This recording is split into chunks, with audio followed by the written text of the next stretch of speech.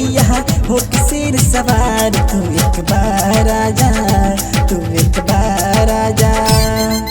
कब से तेरी राह निहारे नलक प्यास बुझा जा, तू एक बार आजा, तू एक बार आजा। लाल चुनरिया ओढ़ के मैया हो के सिर सवार, तू एक बार आजा, तू एक बार आजा।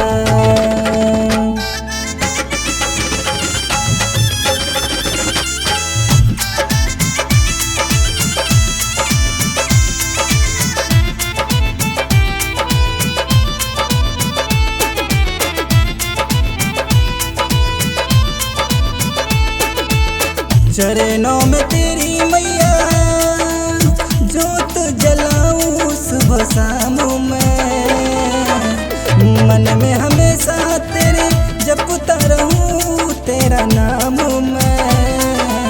कब से आस लगाए बैठे आके आस पुरा जा, तू एक बार आजा, तू एक बार आजा।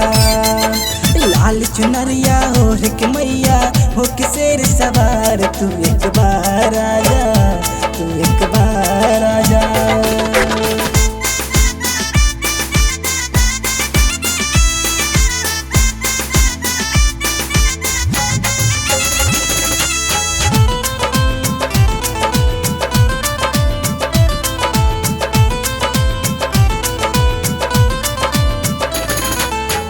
तेरे दर्श को मैया आए हैं तेरे दरबार में, खुशियाँ नहीं है मिलती तेरे सिवा इस संसार में।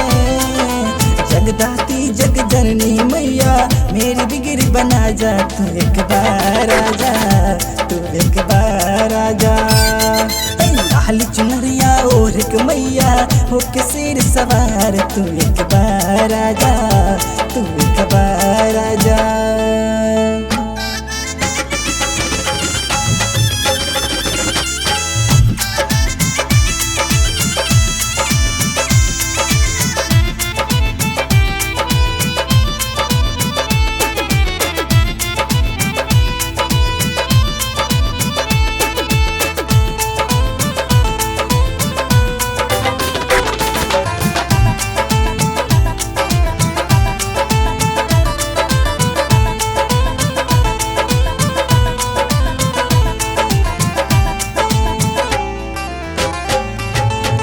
कब से पुकारूं तुझे आजा अब एक बार माँ, दर्शन दिखा जा मुझे आके खड़े हैं तेरे द्वार माँ।